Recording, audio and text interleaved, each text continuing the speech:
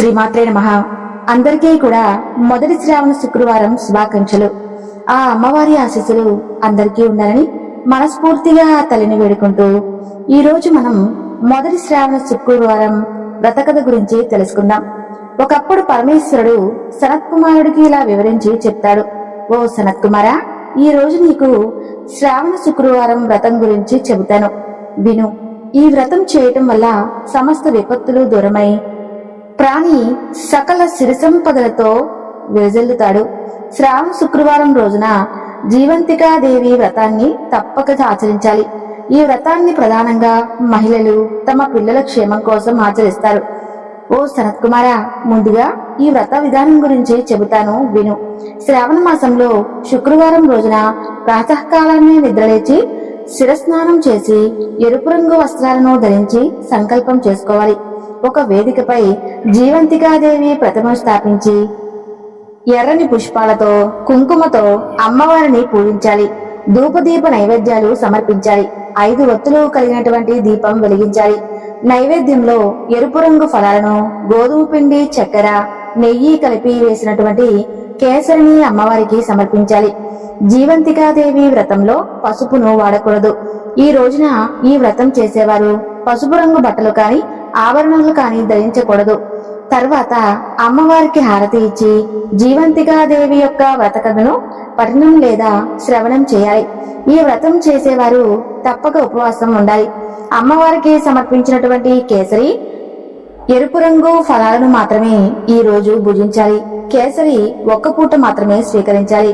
సాయంత్రం మరలా దీపారాధన చేసి రాత్రి జాగరణ చేయాలి. జీవంతికాదేవి చిన్నపిల్లలను సంరక్షించేటువంటి దేవత. ఈ వ్రతం చేసే స్త్రీల యొక్క సంతానం జీవంతికాదేవి తప్పకుండా రక్షిస్తుంది. కాబట్టి స్త్రీలందరూ కూడా ఈ వ్రతాన్ని తప్పక ఆచరించాలి. ఓ సనత్ కుమారా, నీకు జీవంతికాదేవి వ్రత కథ గురించి చెబుతాను, విను అంటూ పరమేశ్వరుడు ఇలా చెప్పసాగాడు. పూర్వం సువీల అనే రాజ్యాన్ని ధర్మతత్పరుడైనటువంటి భరతుడు అనే ఒక రాజు పరిపాలిస్తూ ఉండేవాడు. అతని భార్య కళావతి. వారికి చాలా కాలం వరకు సంతానం కలగలేదు. ఈ కారణంగా ఆ రాణి ఎల్లప్పుడూ కూడా బాధపడుతూ ఉండేది. ఒక రోజున ఆ రాణి అలా విచారిస్తూ కూర్చున్నటువంటి సమయంలో రాణి వద్దకు ఒక దాసి వస్తుంది. ఆ దాసి నగరంలో మంత్రసానిగా కూడా పనిచేస్తూ ఉండేది. అంటే గర్భిణీ స్త్రీలకు ప్రసవాలు చేస్తూ ఉండేది. ఆ నగరంలో గర్భిణీలు ప్రసవం కోసం ఆ దాసిని పిలుస్తూ ఉండేవారు. ఆ దాసి సంతానం లేక విచారిస్తూ ఉన్నటువంటి రాణి గారిని చూసి, మహారాణి, మీరు ఎందుకు అంతగా విచారిస్తున్నారు? నేనున్నాను కదా, నేను చెప్పినట్లుగా మీరు ఆచరించండి అంటూ మహారాణి చెవిలో ఇలా చెప్పసాగింది. మన నగరంలో నివసిస్తున్న సుమేధ అనే ఒక బ్రాహ్మణుడి భార్య సుశీల ఇప్పుడు ఆమె గర్భవతి. ఆమెకు 3వ నెల. ఆమెకు పుట్టినటువంటి బిడ్డను తెచ్చి మీకు అప్పగిస్తాను. మీరు ఈ రోజు నుండి గర్భవతిగా నటించడం మొదలు పెట్టండి అని చెబుతుంది. దాసి మాటలు విని మహారాణి అందుకు నిరాకరిస్తుంది. అప్పుడు దాసి ఆ రాణితో, మహారాణి, మీరు భయపడకండి, ఈ విషయం గురించి మరెవరికీ తెలియదు అని చెప్పడంతో సంతానాపేక్ష కలిగినటువంటి ఆ రాణి దాసి చెప్పినట్లుగా చేయసాగింది. ఇక మహారాణి గర్భవతి అని తెలియగానే భరత మహారాజు మహదానంద భరితుడవుతాడు. మహారాణి తన కడుపు చుట్టూ బట్టలు చుట్టుకుంటూ గర్భిణిలా నటిస్తూ ఉంటుంది. అలా కొంతకాలం తర్వాత సుశీలకు పురిటి నొప్పులు రాగానే ఆమె దాసిని తన ఇంటికి పిలిపిస్తుంది. సుశీల 12 మగబిడ్డకు జన్మనిస్తుంది. బిడ్డను చూసి సుశీల చాలా సంతోషిస్తుంది. కానీ కాసేపటి తర్వాత సుశీల నిద్రించగానే ఎవరికీ తెలియకుండా నెమ్మదిగా ఆ దాసి బాబును తీసుకుని రాజభవనానికి వెళ్లిపోతుంది. రహస్య మార్గం ద్వారా రాజభవనంలోకి ప్రవేశించి మహారాణి గదిలోకి వెళ్లి ఆ బిడ్డను మహారాణికి అప్పగిస్తుంది. బిడ్డను చూసి ఆ రాణి ఆనంద పరవశురాలు అవుతుంది. ఆ దాసి మహారాజు వద్దకు వెళ్లి మహారాణి 12 బిడ్డకు జన్మనిచ్చింది అని చెప్పి సమాధానం అందిస్తుంది. ఆ శుభవార్త విన్నటువంటి మహారాజు ఎంతో సంతోషంతో ఎన్నో దాన ధర్మాలు చేయసాగాడు. పుత్రుడు జన్మించాడని అందరూ కూడా ఆనంద ఉత్సాహాలు జరుపుకుంటూ ఉంటారు. కానీ మరోవైపు ఆ బ్రాహ్మణ స్త్రీ సుశీల తన బిడ్డ దూరమైనందుకు చాలా విచారిస్తూ ఉంటుంది. ఇక సుశీల శ్రావణ శుక్రవారం రోజున జీవంతికాదేవి వ్రతాన్ని చేయటం ప్రారంభిస్తుంది. భరత మహారాజు తన పుత్రుడికి జాతకర్మాది సంస్కార్యాలు చేయించి పుత్రుడికి ఆదిత్యుడు అని నామకరణం చేస్తాడు. ఇక వారు ఆ కుమారుణ్ణి అల్లారు ముద్దుగా పెంచుకోసాగారు. సుశీల చేస్తున్నటువంటి జీవంతిక వ్రత ప్రభావం వలన జీవంతికాదేవి రాజభవనంలో ఉన్నటువంటి రాకుమారుణ్ణి రక్షిస్తూ ఉండేది. అలా కొంతకాలం తర్వాత ఆ ఆదిత్యుడు యుక్త వయసుకు వస్తాడు. భరత మహారాజు తన కుమారుడికి అన్ని విద్యలు నేర్పిస్తాడు. ఆ కుమారుడు ఎంతో చక్కగా అన్ని కళలయందు ఆరితేరినాడు. అలా కొంతకాలం తర్వాత ఆ మహారాజు మృతి చెందుతాడు. అతని కుమారుడైన ఆదిత్యుడు మహారాజుగా ఆవిష్కృతవుతాడు. ఆ ఆదిత్యుడు తన తండ్రి యొక్క శ్రాద్ధ నిమిత్తమై కొంతమంది సేవకులకు వెంటబెట్టుకుని గాయాకు బయలుదేరుతాడు. మార్గమధ్యంలో వారు ఒక వైశ్యుని ఇంట్లో బస చేస్తారు. ఆ వైశ్యుడికి కుమారుడు జన్మించి అప్పటికి 6 రోజులు అవుతుంది. వైశ్యుడి బిడ్డకు ఆ రోజు షష్టమ దినం కాబట్టి ఆ రోజు రాత్రి విధాత్రి తలరాత రాయడానికి వస్తుంది. ఆదిత్యుడు ఆ ఇంట్లోనే బస చేస్తూ ఉంటాడు కాబట్టి ఆదిత్యుడిని సంరక్షించడానికి జీవంతికాదేవి కూడా అక్కడే ఉంటుంది. విధాత్రిని చూసి జీవంతికాదేవి, అమ్మా విధాత్రి, నువ్వు ఇక్కడికి ఎందుకు వచ్చావు అని అడుగుతుంది. అందుకు విధాత్రీదేవి, ఈ రోజున ఈ వైశ్యుడి కొడుకు షష్టమ దినం కాబట్టి అతని తలరాత రాయడానికి నేను ఇక్కడికి వచ్చాను అని చెబుతుంది. ఏం రాస్తున్నావంటూ జీవంతికాదేవి అడుగుతుంది. అందుకు విధాత్రి, రేపు ఉదయాన్నే ఈ బాలుడు మరణిస్తాడు అని చెప్పి రాస్తానంటుంది. అది విన్నటువంటి జీవంతికాదేవి, చెల్లి విధాత్రి, నేను ఇక్కడుండగా నీవు అలాంటి అమంగళం రాయటానికి వీల్లేదని చెప్పి ఆ బాబుకు దీర్ఘాయువు రాయవలసిందిగా ఆదేశిస్తుంది. విధాత్రీదేవి జీవంతికాదేవి యొక్క ఆదేశానుసారం ఆ బాబుకు దీర్ఘాయువు ప్రసాదించి వెళ్లిపోతుంది. మర్నాడు ఉదయాన్నే ఆ వైశ్యుడు తన బిడ్డను చూసి చాలా సంతోషిస్తాడు. అలాగే ఆశ్చర్యపోతాడు. ఎందుకంటే ఆ వైశ్యుడికి ఇది వరకు జన్మించినటువంటి పిల్లలందరూ కూడా వరుసగా 6వ రోజు రాత్రి కన్ను మూస్తారు. కానీ ఈ బాబు మాత్రం బ్రతికే ఉంటాడు. ఇదంతా ఆదిత్యుడు వలనే జరిగిందని చెప్పి ఆ వైశ్యుడు అనుకుంటాడు.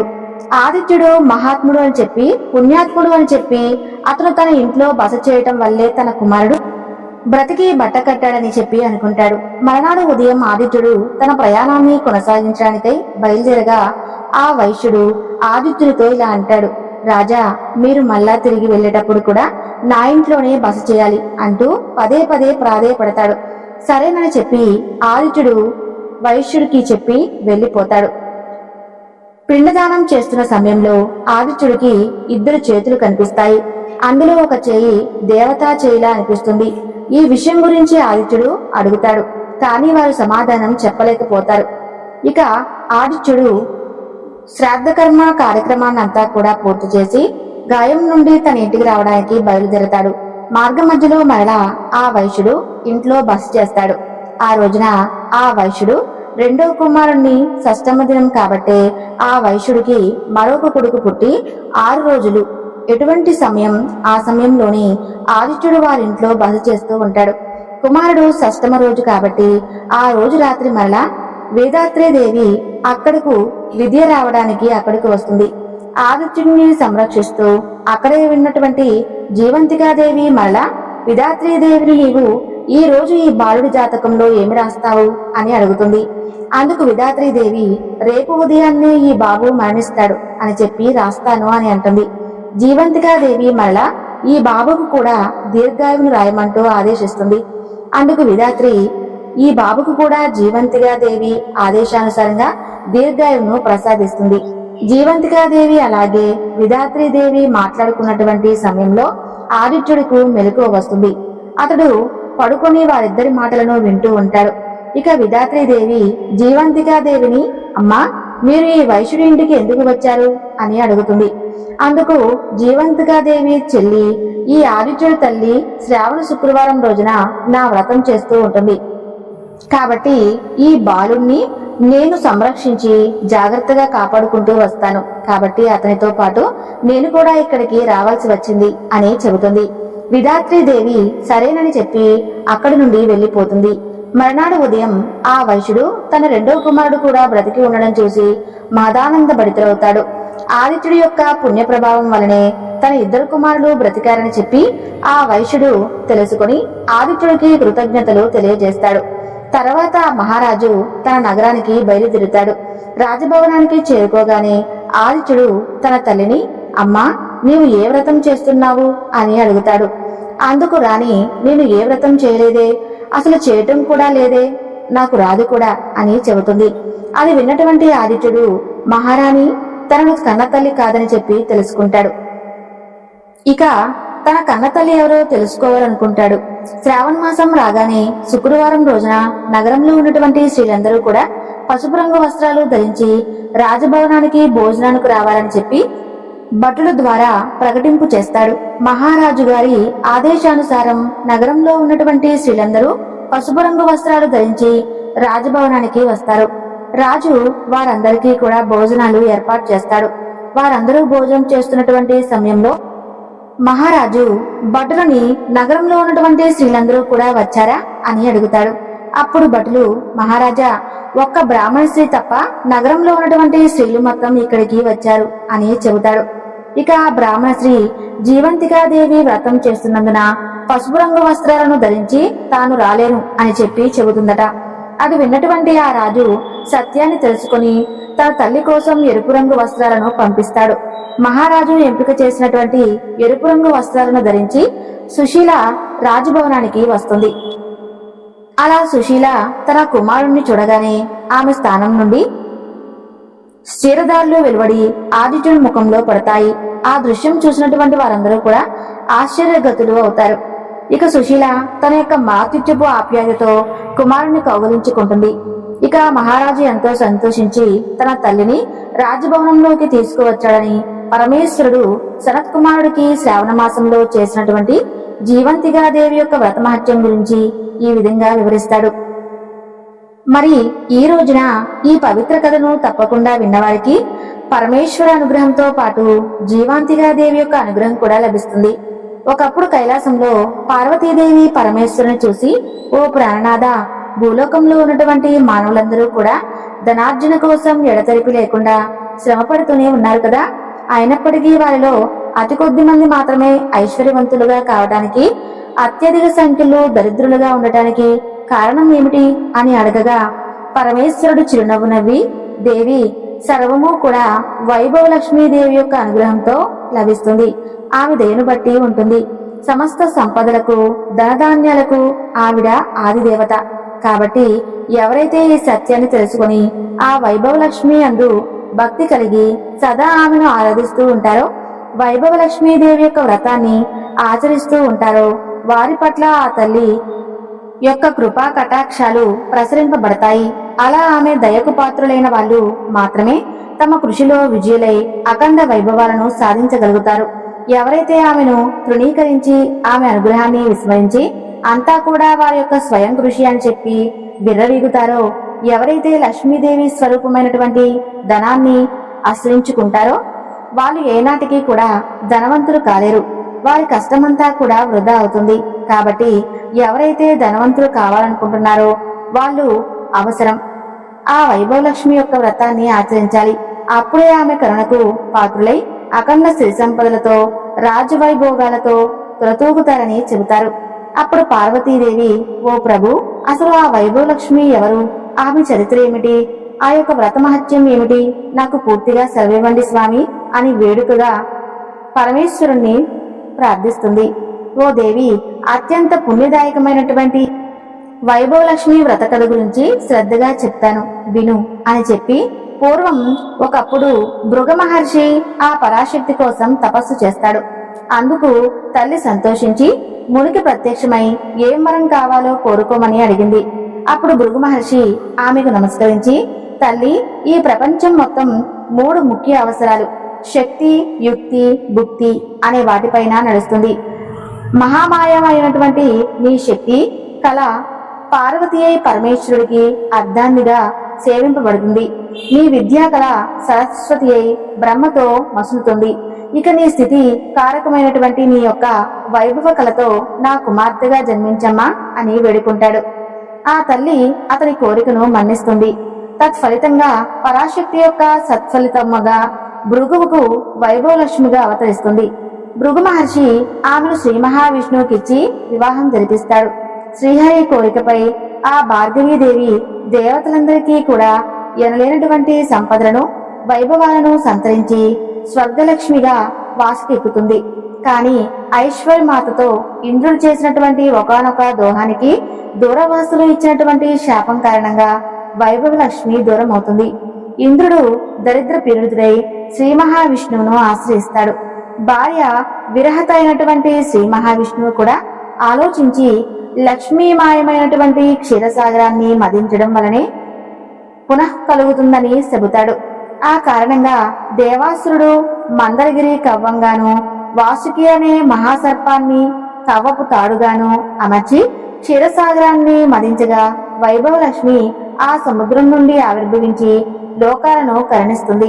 ఆ సమయంలో ఇంద్రాది దేవతలు చేసినటువంటి ప్రార్థనలు మన్నించి ఆ తల్లి 8 మూర్తులుగా భాషిస్తుంది.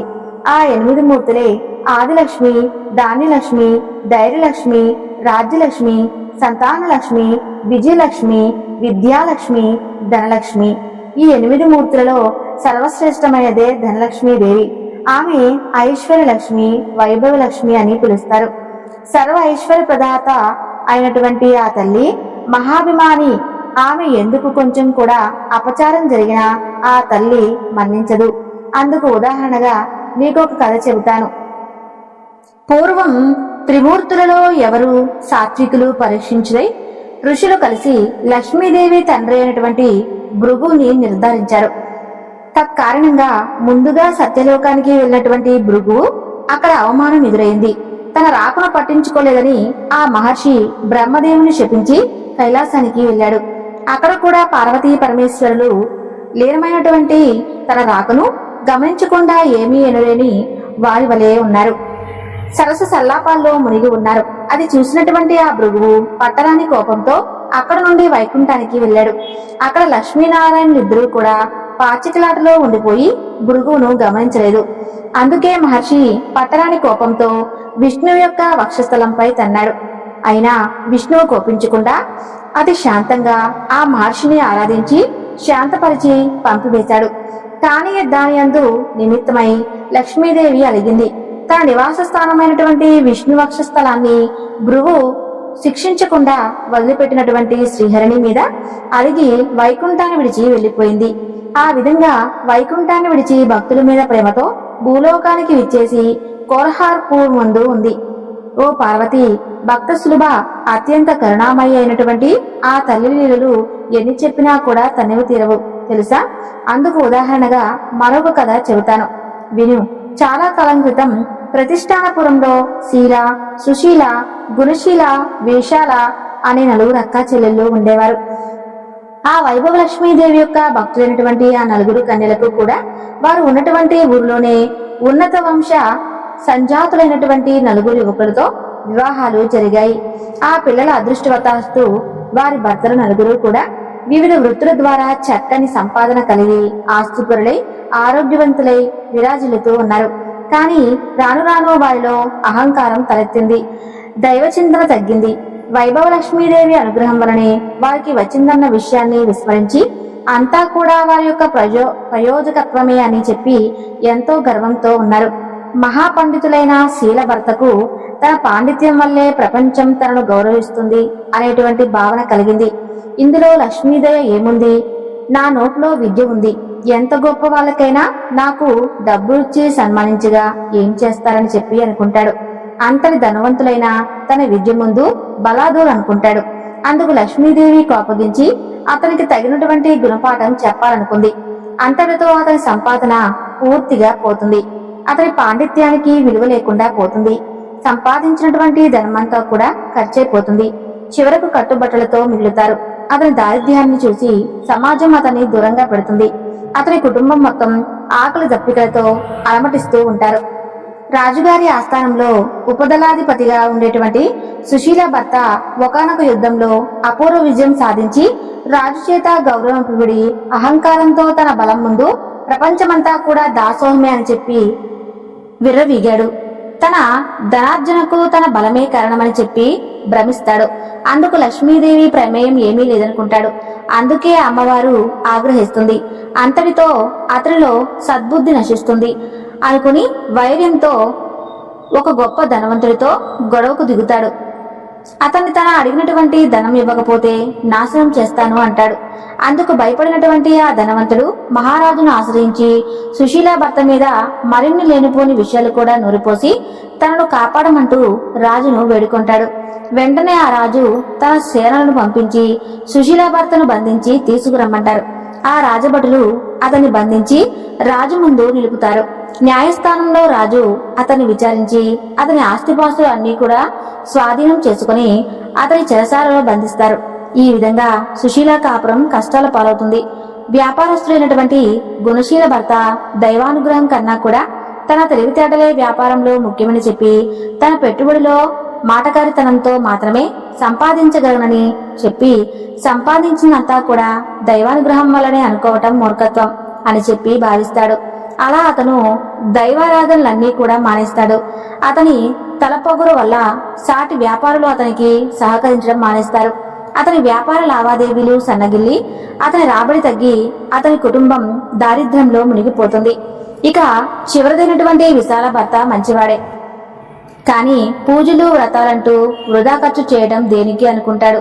అందువల్ల చెడు మిత్రుల వల్ల దుర్వాసన పాలవుతాడు. మద్యపానం, వ్యభిచారం, జూదం ఇలా మొదలైనటువంటి చెడు వ్యసనాలకు బానిసవుతాడు. ఆ కారణం వల్ల అతని సంపాదనంతా కూడా హారతి కర్పూరం వలె కరిగిపోతుంది. చివరికి అతను దరిద్రుడైపోతాడు. రుణదాతల పీడ, పేదరికం బాధ, వదులుకోలేనటువంటి వ్యసనాలతో అతను దుర్మార్గుడిగా మారిపోతాడు. తరచూ విషాలను హింసిస్తూ ఉండేవాడు. అయినా ఆ నలుగురు అక్కాచెల్లెలు మాత్రం ఏదో ఒక నాటికి ఆ జగన్మాత అయినటువంటి వైభవలక్ష్మీదేవి తమను అనుగ్రహిస్తుందలే అని చెప్పి తన భర్తలను మంచిదారిలో పెట్టి తమకు పూర్వ వైభవాన్ని కలిగిస్తుందని చెప్పి నమ్మేవారు. తాము పస్తులున్నా పర్వాలేదు, తమ బిడ్డలకైనా ఆహారాన్ని ప్రసాదించమ్మా అని చెప్పి పదే పదే ఆ లక్ష్మీదేవిని ప్రార్థించేవారు. అందుకే అమ్మవారికి కూడా దయ కలుగుతుంది. ఒకనాడు ఆ తల్లిని ప్రార్థిస్తూ ఉన్నటువంటి శుభ సందర్భంలో ఆ వైభవలక్ష్మీదేవి ఒక వృద్ధ స్త్రీ రూపంలో వచ్చి వారిని పలకరించి ఇలా చెబుతుంది: పిల్లలు, ఈ భక్తి ప్రభులతో చూస్తుంటే నాకు చాలా ఆనందంగా ఉంది. వైభవలక్ష్మి అనుగ్రహానికి మీరింత విపరీతంగా ఆవేదన పడుతున్నారో ఆ వైభవలక్ష్మి ప్రసాదం అది త్వరగా సిద్ధించే మార్గం చెబుతాను. తక్షణమే మీ అక్కా చెల్లెలు నలుగురు కూడా మీ ఇళ్లలో వైభవలక్ష్మి వ్రతం చేయండి. అవ్వ చెప్పిందన్నటువంటి ఆ అక్కా చెల్లెళ్ళు అత్యంత సంతుష్టి హృదయులై, ఇంతకు ఈ వ్రతాన్ని ఏ విధంగా చేయాలి? ప్రస్తుతం మేము దారిద్ర్యంలో ఉన్నాం కదా, ఈ వ్రతానికి ఎంత ఖర్చు అవుతుంది అని ప్రశ్నిస్తారు. అందుకు వృద్ధ తాతలు చిరుమందహాసం చేస్తూ ఇలా చెబుతుంది: అమ్మాయిలు, ఇదేమీ ఖర్చుతో కూడుకున్నటువంటి పని కాదు. ఎప్పుడైనా కానీ 4 లేదా 6 లేదా 8 అంతకు మించి 11 లేదా 20 గురువారాలు కానీ శుక్రవారాలు కానీ ఆచరించాలి. ఈ వ్రతాన్ని గురువారం చేసేవారు తాము మొక్కుకున్నటువంటి వారాలు చేసి ఆఖరి గురువారం నాటి మరునాడు వచ్చే శుక్రవారం నాడు ఉద్యాపన చేయాలి. శుక్రవారాలు చేసుకోలేని వారు ఆఖరి శుక్రవారం నాడే ఉద్యాపన చేసుకోవాలి. ముందుగా మీకు తోచినటువంటి గురువారం, శుక్రవారము కానీ ఉదయమే లేచి కాలకృత్యాలు తీసుకుని ఇంటిని అలంకరించుకొని తలపోసుకొని, అమ్మా వైభవలక్ష్మీదేవి, ఈ రోజు మొదలు ఇన్ని గురువారాలు లేదా ఇన్ని శుక్రవారాలు నీకు ఈ వ్రతాన్ని ఆచరిస్తాను. నాకు తగినటువంటి శక్తిని ప్రసాదించు. నేను చేసేటువంటి వ్రతంలో సంతృప్తురాలై నా కోరికలు నెరవేర్చు అని చెప్పి మొక్కుకోవాలి. ఆ రోజంతా ఉపవాసం ఉండి సాయంత్రం సూర్యాస్తమయం తర్వాత పూజ ప్రారంభించాలి. ఈ వ్రతానికి ఖర్చు కన్నా కూడా శుచి, శుభ్రతలు, సదాచార పాలన ముఖ్యం. ఏ ఇంట్లో వారైతే అతి అభాగ్యులుగాను దాసుల వలె ఉండి వారి పాదాలను కడిగి ఆ తీర్థం శిరస్సును చల్లుకుని తమకన్నా ముందుగా వారికి భోజనాదులు ఏర్పాటి చేసి సేవాదులు చేసుకుంటారో ఆ ఇంట ధనం ధాన్యం జరుగుతుందో, పితృదేవతలు దేవతలు సదా పూజింపబడతారో, అలాంటి వారు పరుల పట్ల శత్రుభావం లేకుండా ఉంటారో, ఏ ఇంటి ఇల్లాలు నిరాడంబరాలే నిత్య సంతోషిగా ఉంటుందో ఆ ఇంట్లో వైభవలక్ష్మీదేవి ఎప్పుడూ కూడా స్థిరంగా ఉంటుంది. పూజ ప్రారంభించవలసినటువంటి సాయంత్రం సూర్యాస్తమయం తర్వాత తూర్పు లేదా ఈశాన్య గదిలో శుభ్రంగా అలికి పంచావరణాలతో కాని లేదా బియ్యం పిండితో కానీ అష్టదళ పద్మాలు మొదలైనటువంటి ముగ్గులను పెట్టి దాని మీద నూతన వస్త్రం చతురస్రంగా పరిచి ఆ వస్త్రం మీద తగిన బియ్యం పోసి దాని మీద బంగారం వెండి రాగి చెంబును కలసంగా అమర్చి అందులో 4 వైపులా 4 తమలపాకులు లేదా మామిడాకులు కాని ఉంచి వాటి మీద కొబ్బరికాయను దాని మీద రవికుల గుడ్డ పెట్టి ఆ తర్వాత ఒక ఎర్రని పువ్వును పాత్రలో ఉంచి అందులో ఒక బంగారు వెండి నగలు ఉంచాలి. అందుకు కూడా శక్తి ఆ సమయానికి చలామణిలో ఉన్నటువంటి నాణ్యను ఉంచాలి. నేతితో దీపారాధన వెలిగించి అగరవత్తులతో ధూపం వేయాలి. అమ్మాయిలు అమ్మవారికి లక్ష్మీ గణపతి అన్న శ్రీచక్రం అన్నా కూడా చాలా ఇష్టం కాబట్టి ముందుగా లక్ష్మీ గణపతిని శ్రీచక్రాన్ని పూజించి తర్వాత వైభవ లక్ష్మిని అర్చించాలి. పూజలో తీపి పదార్థాన్ని నివేదన చేయాలి. ఈ పూజలో వెండి బంగారం లేని పక్షంలో పసుపు కొమ్మలను ఉంచి పూజించాలి. ఈ పూజలో తీపి పదార్థం చేయలేని వారు బెల్లం పటిక, బెల్లం, పంచదార అయినా పెట్టవచ్చు. ఏదైనా నలుగురికి పంచగలిగే ఉండాలి. పూజ అనంతరం బంగారం వెండి నాణాన్ని భద్రపరచాలి. కలశంలో నీళ్లను సంతానం కోరుకునేవారైతే మామిడి చెట్టు మొదట్లో సౌభాగ్యాన్ని కోరుకునేవారైతే తులసి చెట్టు మొదట్లో దాంపత్యాన్ని కోరుకునేవారైతే మల్లె చెట్టు మొదట్లో పోయాలి. కేవలం ధనాకాంక్ష వారు ఆ నీటిని స్వీకరించాలి. మండపం మీద బియ్యాన్ని భక్తులకు వేయాలి. ఇలా వ్రతాన్ని ఆచరించడం వల్ల నిరుద్యోగులు ఉద్యోగవంతులవుతారు. వివాహం కాని వారికి వివాహం జరుగుతుంది. దరిద్రులు ధనవంతులవుతారు. ఏ కోరికలుంటే ఆ కోరికలు నెరవేరుతాయని చెప్పి ముగిస్తుంది. వృద్ధమాత క్షణమే అక్కా చెల్లెలు నలుగురు కూడా వారి తాహతును బట్టి 11, 21 ఇలా వారాల పాటు ఆ వ్రతాన్ని మొక్కుకుంటారు. మరునాటి శుక్రవారం వ్రతం ప్రారంభిస్తారు. నలుగురు కడు పేదవాళ్ళు ఉండడం వల్ల నలుగురు కూడా రాగి కలశాన్ని వాడారు. అందరికన్నా అధిక దరిద్రులైనటువంటి శీల కలశంలో రాగి నాణం నుంచి పూజించింది. ఇక చివరిది అయినటువంటి విశాల తన ముక్కల నుంచి ధనలక్ష్మిని ఆరాధిస్తుంది. ఎవరు ఏ రూపాలు ఆరాధిస్తే వారి శోయంలో ఉన్నటువంటి భక్తి భావనలే ప్రధానంగా స్వీకరించే తల్లి వైభవ లక్ష్మీదేవి. వారు వ్రతం ప్రారంభించిన అతి కొద్ది సమయంలోనే షీలా భర్త యొక్క పాండిత్యం ప్రాచుర్యం పొంది ఆచరించి గౌరవించి తిరిగి అతనికి సంఘంలో గౌరవ మర్యాదలు లభిస్తాయి. తద్వారా వారు ఉన్న సుశీల ఆచరించినటువంటి వ్రత ఫలితంగా వారి రాజ్యానికి ఒక యుద్ధం ఏర్పడుతుంది. ఆ యుద్ధ నిమిత్తం అంతకు పూర్వమే లబ్ధి ప్రతిష్ఠుడైన సుశీల భర్తను విడుదల చేసి అతన్ని దళపతిగా అభిషేకించి యుద్ధానికి పంపిస్తారు. ఆ యుద్ధంలో అమ్మవారి దయ వలన సుశీల భర్త విజయం సాధించడంతో అతన్ని గత నేరాలన్నీ కూడా మన్నింపబడి దళపతిగా స్థిరపడతాడు. అందరితో సుశీల కుటుంబం బాగుపడుతుంది. ఆకస్మికంగా ఏర్పడినటువంటి వ్యాపార మార్పుల వల్ల కొన్ని ప్రత్యేకమైనటువంటి దినుసులు ఎగుమతి దిగుమతి విషయంలో గుణశీల భర్త వెలుగులోకి వస్తాడు. ఇతర వ్యాపారస్తులందరూ కూడా అతన్ని ఆశ్రయిస్తారు. సహజంగానే తెలివి ఉన్నటువంటి గుణశీల భర్త ఆ అవకాశాన్ని వినియోగించుకుంటాడు. తద్వారా వారి కుటుంబం పూర్వ వైభవాన్ని పొందుతుంది. ఇక చివరిదైనటువంటి విశాల వ్రతారంభం చేయగానే అమ్మవారి దయ వలన ఆమె భర్త క్రమంగా చెడు వ్యసనాలన్నిటినీ కూడా ఒకదాని తర్వాత ఒకటిగా విడిచిపెడతాడు. తన కుటుంబం పట్ల ఎంతో శ్రద్ధ కనపరుస్తాడు. వారి కుటుంబం కూడా పూర్వం వలె సుఖ సంతోషాలతో జీవించసాగింది. కాబట్టి స్త్రీలు కాని పురుషులు కాని ఆ బాలగోపాలుడు ఎవరైనా కాని తాను పూజించినా సరే తక్షణమే ఆ తల్లి ఎవరినైనా కాని కరుణించి వారి కోరికలను తప్పకుండా నెరవేరుస్తుంది అని చెప్పి పార్వతీదేవికి పరమేశ్వరుడు వైభవ లక్ష్మీదేవి యొక్క వ్రత కథ గురించి ఈ విధంగా వివరించి చెబుతారు. మరి ఈ వైభవ లక్ష్మీదేవి యొక్క వ్రత కథను ఎవరైతే భక్తి శ్రద్ధలతో వింటారో వారికి ఆ మహాలక్ష్మీదేవి యొక్క అనుగ్రహం సంపూర్ణంగా కలుగుతుంది. మరి తెలుసుకున్నారు కదండి. ఈ రోజు అమ్మవారి గురించి చెప్పుకున్నటువంటి కథలన్నీ మీ అందరికీ నచ్చాయి అనుకుంటున్నాము. తిరిగి మరలా మరొక చక్కని వివరణతో మరొక వీడియోలో కలుసుకుందాం. అంతవరకు సెలవు తీసుకుంటున్నాను. ఈ వీడియో నచ్చితే తప్పకుండా లైక్ చేయండి.